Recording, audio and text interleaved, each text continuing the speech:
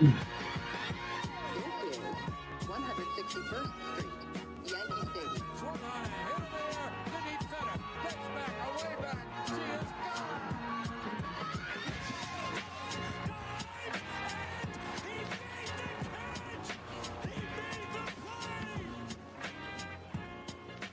All right, welcome back to the Boys of 161st Street, episode 145. Today is July 13th, and we are back with another action episode, the weekly action episodes that are going out on Wednesdays or to Tuesdays whenever you are watching live, if you are. Today we're joined by Colin, and he's got a bunch of fun betting, sabermetrics, and just kind of like a, I don't know, why don't you tell us what you're talking about today, Colin? Sure. So first of all, I want to make sure to give credit to one of our contributors, Tanner Mcgrath. You can follow him on Twitter at Tanner's Truth. Actually, I mean, maybe you don't want to because, like DJ, he's a Red Sox fan. But he's got an article going up Wednesday, I guess, the 14th. Kind of betting trends we saw throughout the first half, and then he gives his opinion on whether this stuff will continue or not. So I actually wanted to start out with a little game here. Have you guys guess. So we've got our most profitable teams of the first half and our least profitable teams for the first half. As you know, in baseball, people rarely bet on run lines. It's just straight up money lines. So it's teams that you bet on who were underdogs often enough to make you money, and teams that you bet on who are favorites and lost enough that they don't make you money. So I'm curious, I just for a little fun here, if you guys had a guess on the most profitable team of the first half of 2021. You want to start us off? I think I know this one from previous episode. It may have changed, though. Yeah. I have the top 5 and bottom 5 also. I'll start off.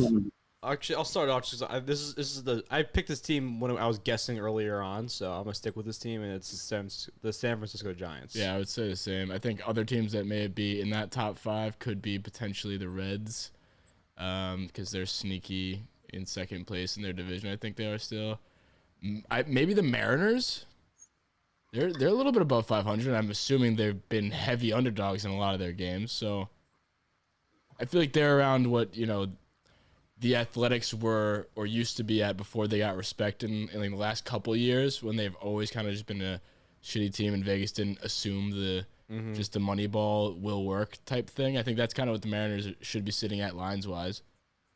Yeah, you nailed it. You guys both nailed number 1, the Giants. If you bet the Giants straight up every single game in the first half, you'd be up 20.1 units.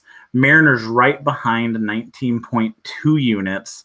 The rest of the top 5, we'll see how much it surprises you or not. The Red Sox, 15 units. The Rays, 10.6 units. And the Astros, actually, at 6 units. Astros and Red Sox shocked me a little bit.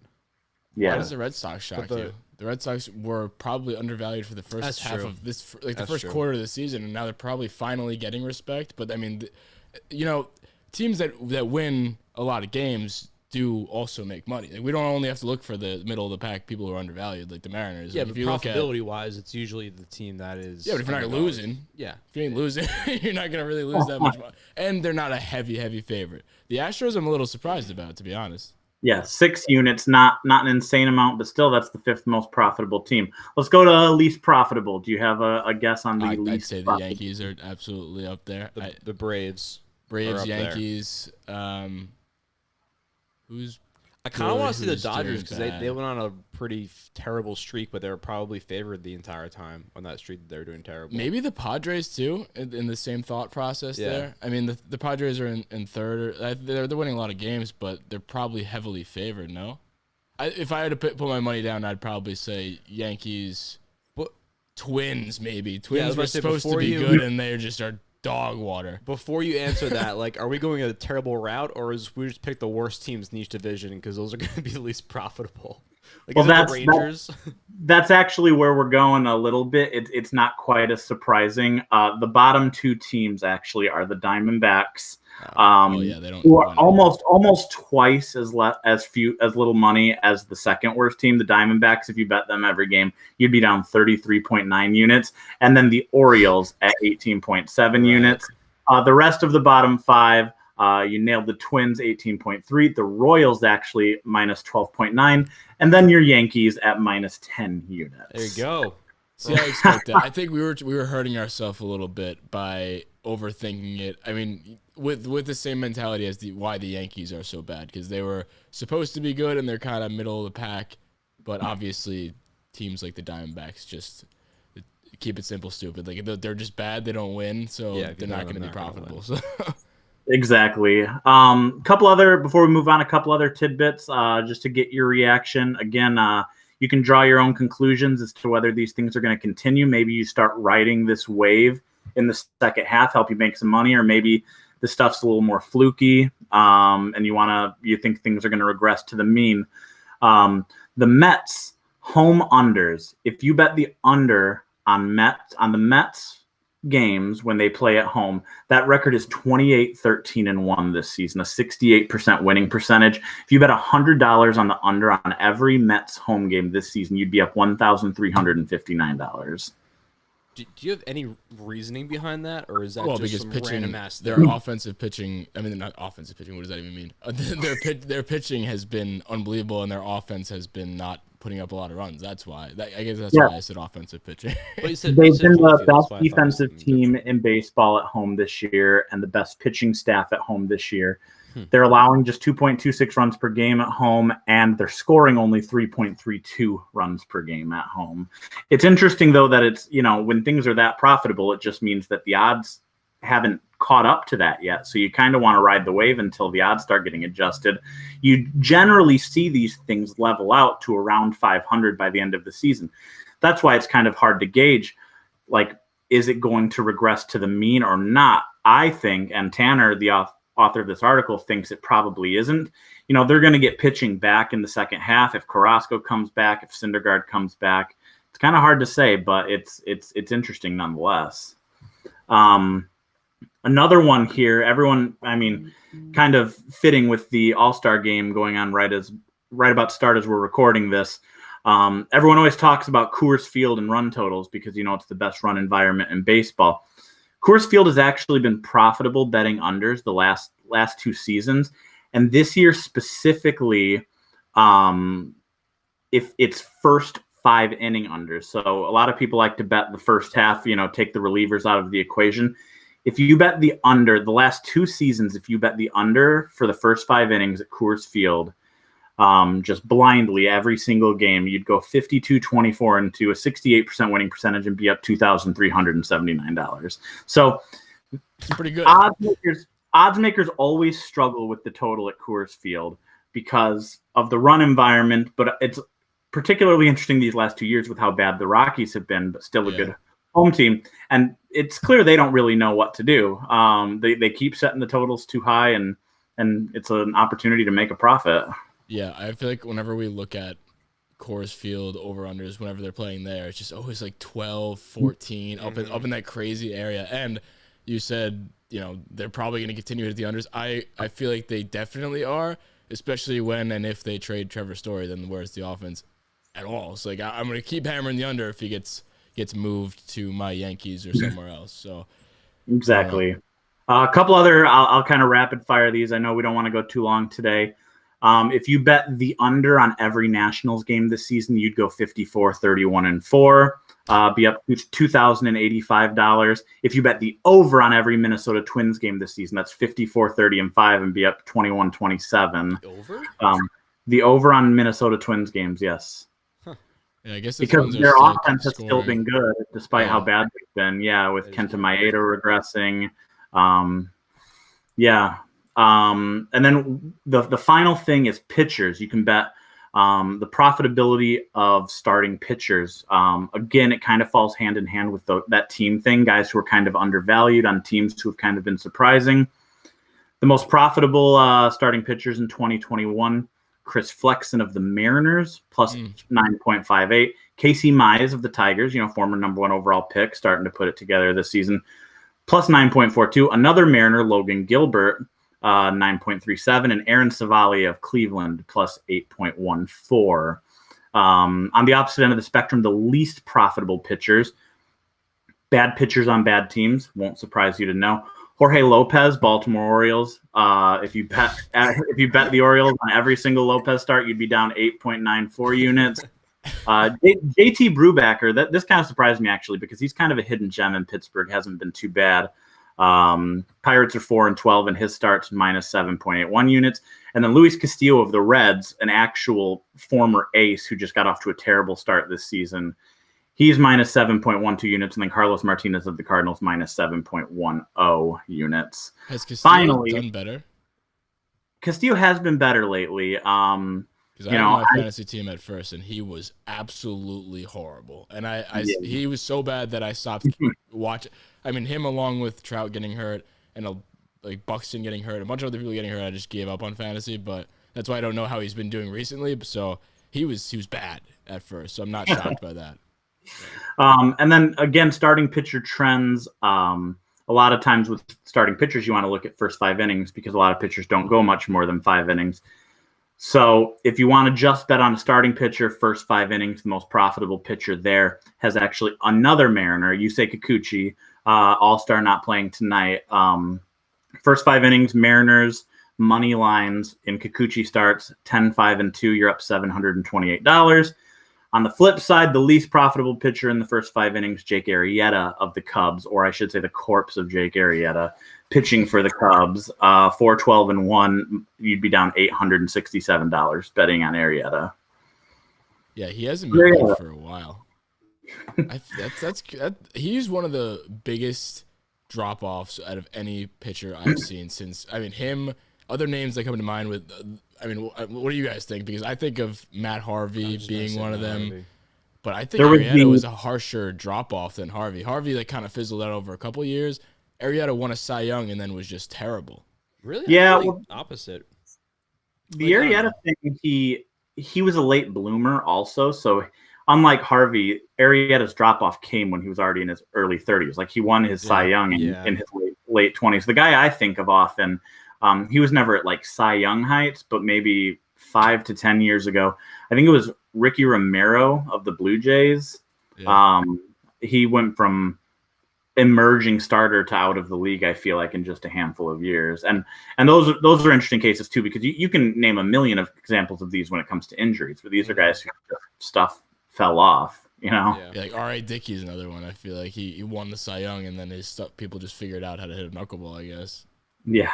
Or he just was very old, which he was like nearly Probably 40. Nearly combination of things. Yeah, but that's really exactly. Yeah. So anyway, yeah, I wanted to run that stuff by you because it's kind of just it's slightly fun facts, but if you look into the numbers a little deeper, it's an opportunity to try to find some value as you enter the second half of the season. If you want to follow some of those trends, again, people can check out that full article on theactionnetwork.com. Starting Wednesday by Tanner Mcgrath. If you had one of those picks to ride the rest of the season, what would it be? One of those like Sabermetric. Yeah, I might ride all those, but if you had to pick one that you're most confident in, what would it be? Most confident and then least confident. What would they be? Let's see. Most confident would probably be those Mets home unders. Yeah, I was gonna say that too.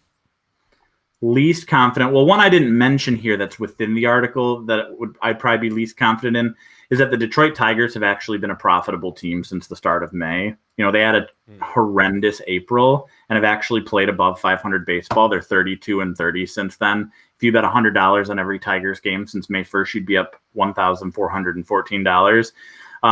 You know, they've got a lot of young talent on the Tigers, but I just don't think that type of success is going to continue. They might finish around 70-ish wins, but I don't think they're going to be an above 500 team throughout the months of August and September. So that would probably be the one I'm least confident in.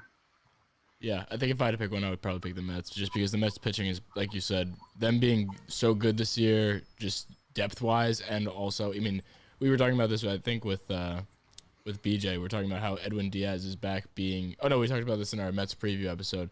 Just Edwin Diaz is actually pitching well again. That's enormous for them. I mean, their bullpen was supposed to be something that was going to be bad, and they haven't been that bad, or at least I haven't taken a deep look at it, but I know Edwin Diaz has been good, and their starting pitching is so deep with Stroman, and they're getting back hopefully Syndergaard and Carrasco, or not hopefully because I don't really care how they do. But Yeah, it's gonna take a pretty epic Mets-like collapse for them to not win that division with the Braves losing Acuna, the Phillies bullpen being trash, Washington, who knows.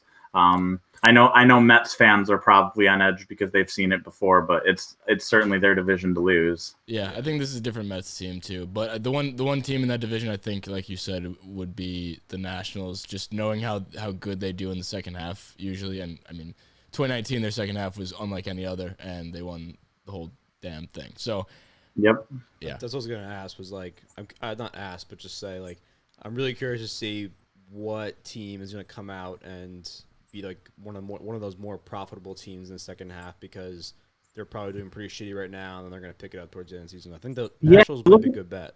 Yeah, you look at teams that are going to be underdogs because they're not playoff teams, but teams that aren't necessarily like big sellers and instead are going to be calling up a lot of their young kids who are trying and competing for jobs. The Mariners are already up there, but they fit that bill. The Royals kind of fit that bill. They don't have a lot of pieces they're going to trade at the deadline, and they've got all these young arms. Maybe they call up Bobby Witt Jr. for the second half. So I would say the Mariners are the obvious pick because they're already up there. I would say the kind of underdog-ish team that could fit that bill would be the Royals.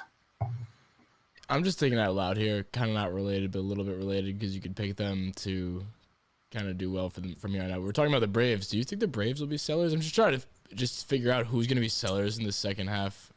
I mean, we know now that the Cubs are going to be sellers. I feel like now that Acuna news might put you in the camp of being sellers. I don't know. It's tough.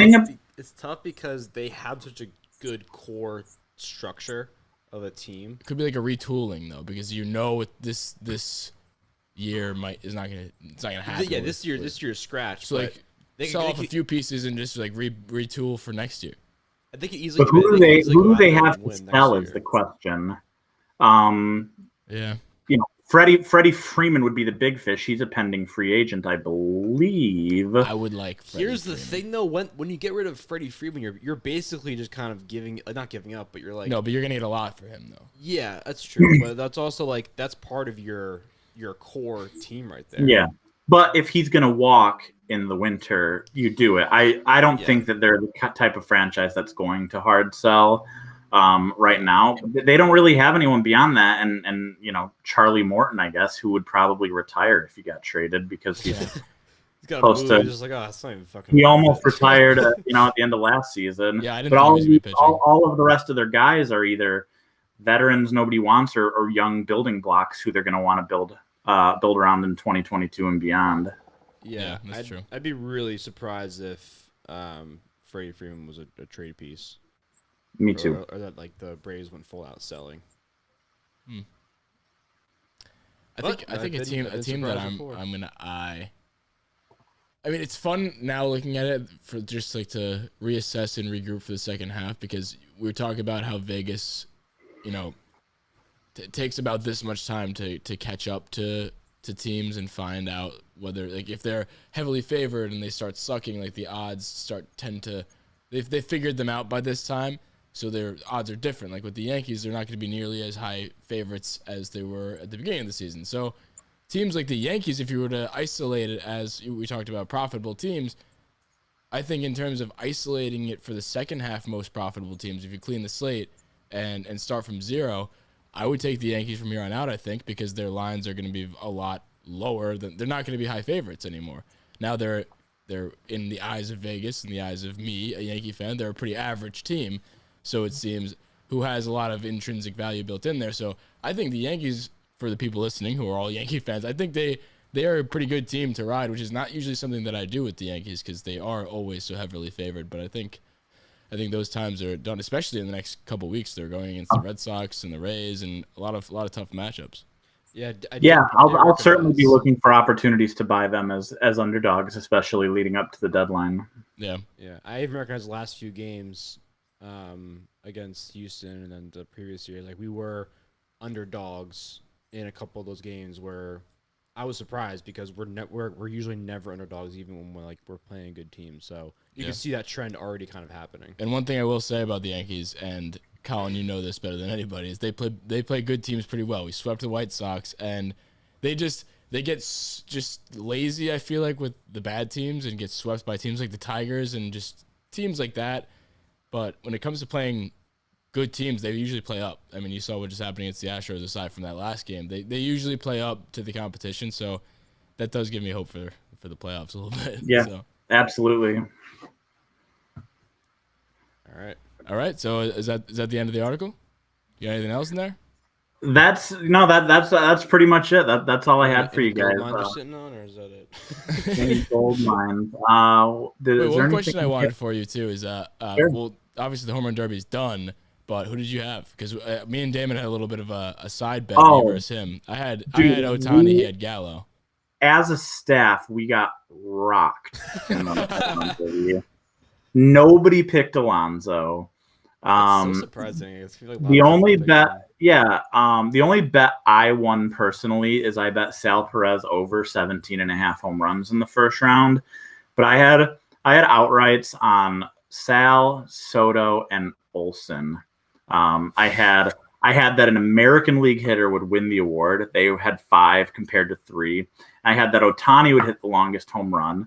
He had the second longest. Soto had the longest at 520. And in hindsight, it always works out like this. But in hindsight, it was like, of course, it was going to be freaking Alonso. If it wasn't going to be Ohtani, it was going to be Alonso. I'm to the point. I mean, if he's in the competition next year, if he's in the competition 2 years, I'm betting Alonso to win the Derby until he proves he's not going to win a Derby. I mean, especially with that pitcher he's got. That pitcher was just piping them in there same spot every time. I did see the overload. We were talking about that yesterday when it was happening. It's like, oh my God, this guy is literally pinpointing it high and inside every time. And then the graphic came out where the pitches landed, and it was in the same spot actually every time. It was ridiculous. So I'm with you picking Alonso. I mean, that dude, he knows what he's doing. He's the only person, we were talking about this before, is the only person who actually genuinely, he said, I love this Derby. I love the Derby. I'll keep doing it. Everybody else kind of wins. Like, Judge won it, and he just hung him up. Vladdy hung him up. He didn't win it, but he hung him up like after doing it once. Acuna did it, hung him up. All these guys, Stan, I think Pete Alonso is probably going to do it until he is like in a wheelchair. Yeah. Yeah, next year will be fun too. The All-Star Game's at Dodger Stadium. We were actually talking about this last night. Giancarlo Stanton's from the Los Angeles area. They can get him to do it one more time next year. Get a Dodger or 2 in there, depending on who's having a good year. It'd be fun to see Bellinger or Muncy or Seager. Or I was saying I think Will Smith would probably be an awesome home run derby hitter. Yeah. Well, and then just Alonso defending his crown again against a host of mashers. I love that they put up $1 million to the winner. It gets a lot more interest from the top sluggers. It's like, it's okay if Judge or Tatis Jr. or Vladdy don't do it, because there's still enough big time hitters willing to do it. And then you get cool stories like Trey Mancini or hometown guys like Story was. But yeah, it's a hell of a lot more fun competition than it was a decade ago. Yeah, no, it's definitely a blast. I was saying yesterday before it came on, I'm more excited for this than I was for any Yankee game in recent memory this year. Like, other than opening day, I think yesterday I was more excited to watch than any single game. So, yeah. Hopefully that changes in the second half, but I don't know. I don't know where we sit with our Yankees, but anyway, man, appreciate you coming on. And I don't know, do they have odds for the All-Star game?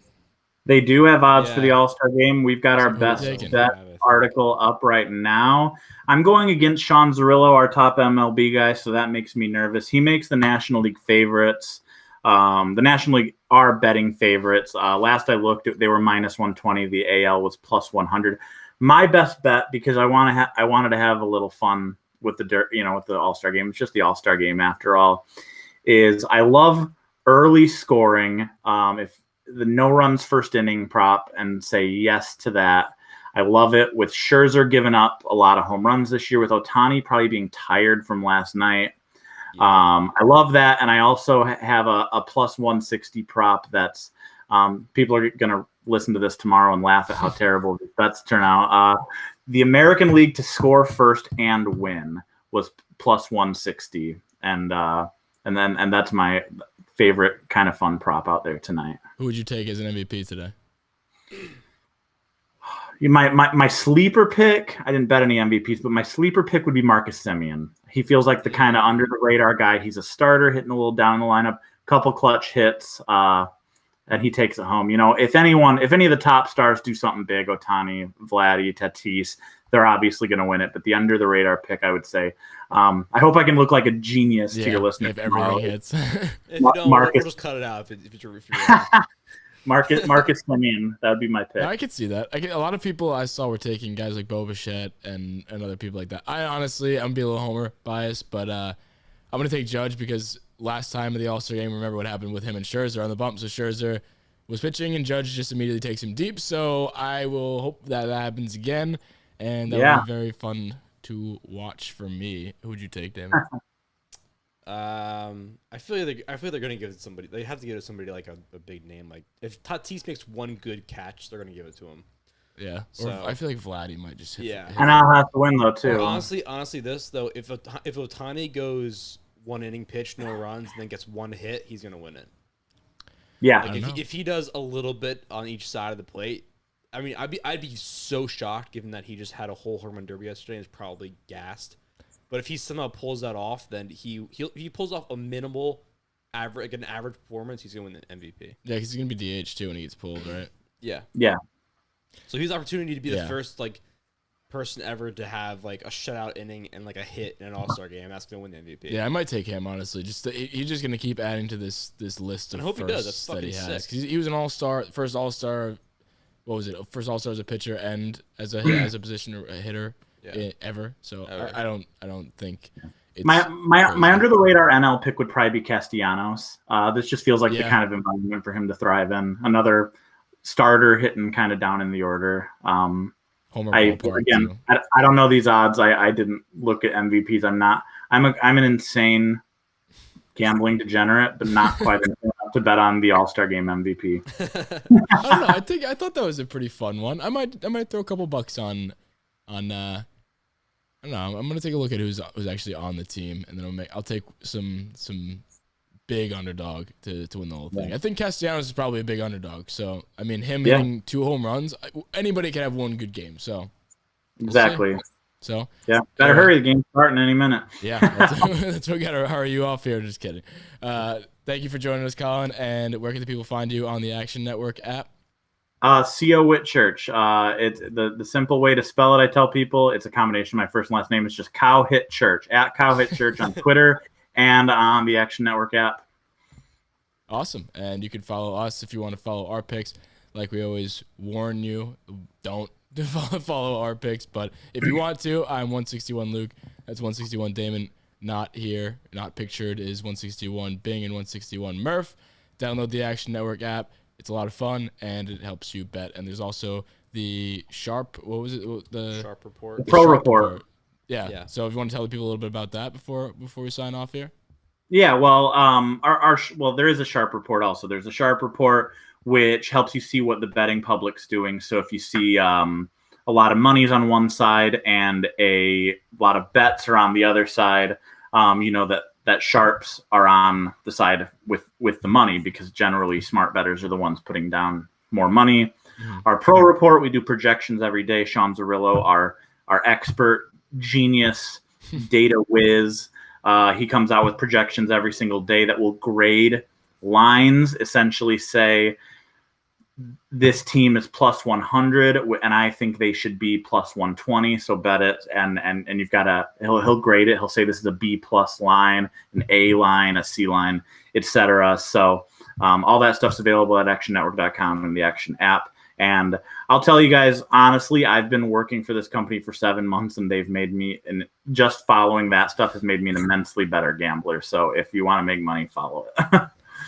That's the slogan right there. Make money, follow Action. If you like money, follow the Action Network and all their resources they have there. They do have a ton. I've been using it for a while, and yeah, definitely got a lot of stuff there. Anyway, thank you, Colin, for joining us today.